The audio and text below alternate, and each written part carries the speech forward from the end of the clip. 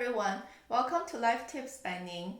In today's video, I'm sharing explanations for the 60-second hexagram in I-Ching called small axis. The image of this hexagram is externally is a thunder triagram and internally is a mountain triagram.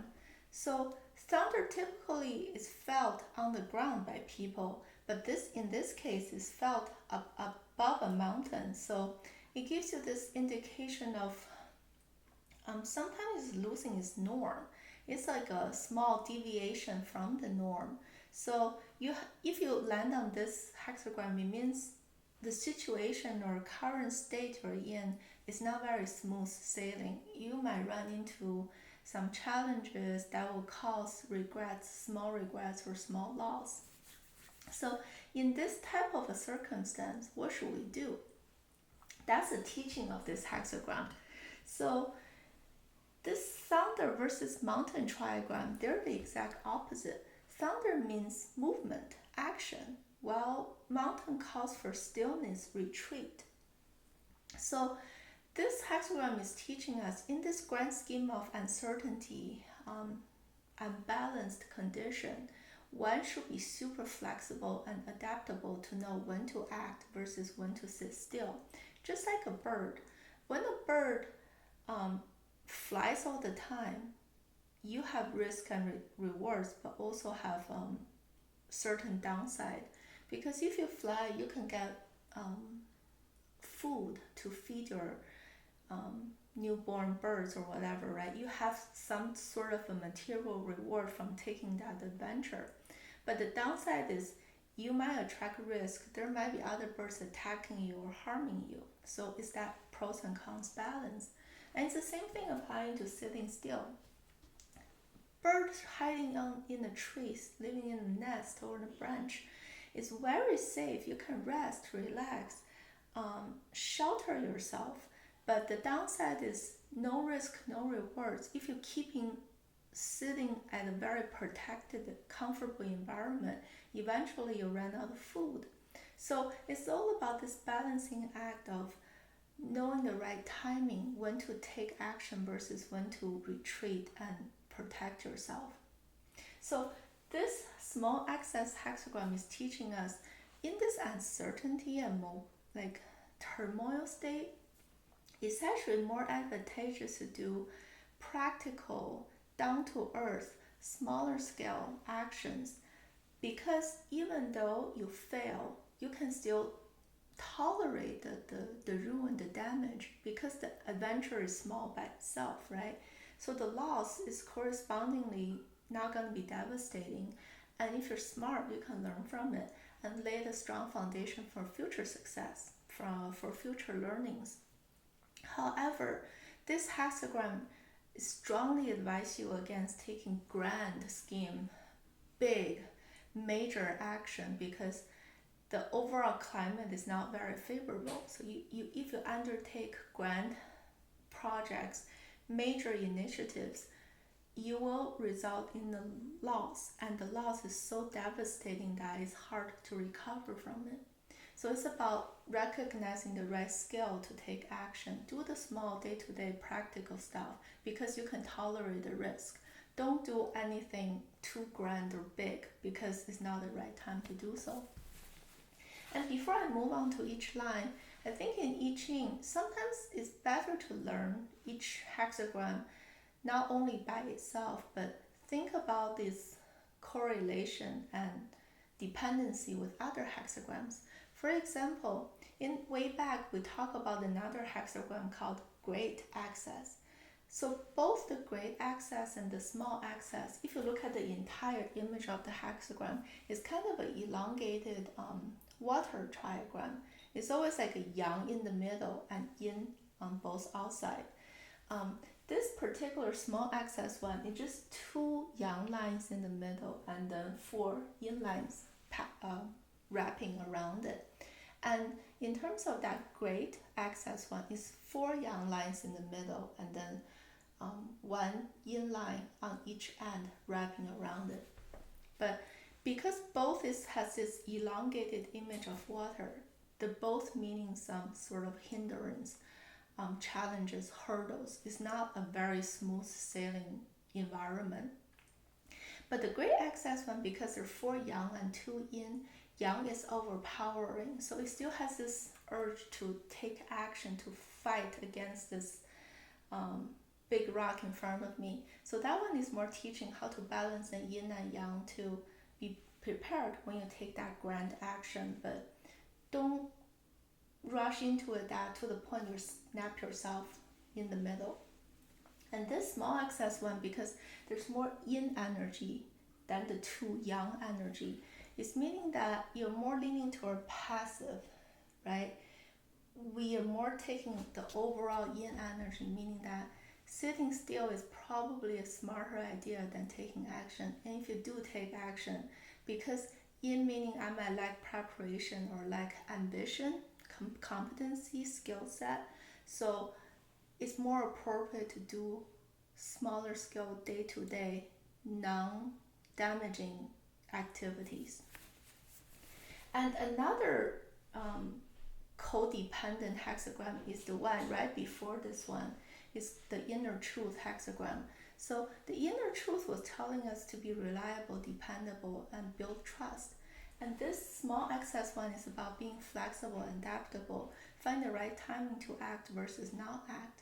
Both are saying the same message of how to build trust from extreme opposite ends. One is solid, reliable, unshakable. It's like a solid rock staying there. And this small excess one is all about adaptability, about picking the right time to take action. But both are complementary to each other. That's how we build trust in the end and get ourselves in a better state, because you either show reliability, or in this case, you show you can be flexible and learn from your lessons and mistakes. But both will help you move up and elevate. And in terms of individual lines, this first one is a bad one. The reason is it's the initial one in this inner trigram mountain, meaning all 3 lines in the bottom, you're supposed to take a retreat, sit still, protection stage. Don't act yet. You're not in the outer one yet. But this one, because it's first and fourth lines have this corresponding yin and yang attraction, and this fourth line is the main line of the external thunder, meaning move. So this one got pulled by the fourth yang line's energy, saying that even though I'm not ready, I'm so eager to act. I'm not prepared, but you just have a super inaccurate assessment of your own abilities. This premature, rash action will lead to danger, and it's a self-incurred danger. It's strongly advised against taking action. The second line is actually a neutral one, not super good or bad. The reason is this is a yin line in a yin position, and second and fifth line supposed to have this paired corresponding relationship. But in this case, they're both yin, so they repel each other. This one is just very settled in what they are. They have no ambition or attraction to move forward, to advance like the first one, because they're able to retreat in a time when you're supposed to retreat, when you're supposed to sit still and hide. That will prevent you from danger. That's why it's not super disastrous or dangerous. However, on the other side, you're not taking risky action, so there's no big rewards either. So you might not reach the ideal, like a first place or super winning position. However, you might settle for like the next best or the middle ground, which is still not bad. So this is kind of a neutral result because of it. The third line is a misfortunate one as well, because this is the main line of this internal, the bottom mountain triangle, meaning you're the leader for sitting still. You're supposed to be the main energy telling the 2 lines beneath you, we 3 together, we need to sit still. Now is not the time to act. However, this guy is a yang line sitting in a yang position. It has already this ingrained yang energy to move. And what makes it worse is this corresponding relationship with the 6th line. Again, yin and yang attract. It gets pulled by this external top line's energy. So even though you're supposed to be the guarding one to sit still, don't be lured by external rewards to take risky action. However, you failed, you got tempted, and you're taking the wrong step. That's how you create a lot of harm and risk for yourself. This fourth one, again, now we're moving to the external trigram. Now it might be the time to move, and especially this is a young line. The reason this one is better than the third line is because it's sitting on the fourth position. Fourth position is odd, it's even number, so it's yin energy. So it has this help of a little yin energy balancing it and calming it down, rather than like, oh my gosh, let's all go for it, right? This is the third line's energy.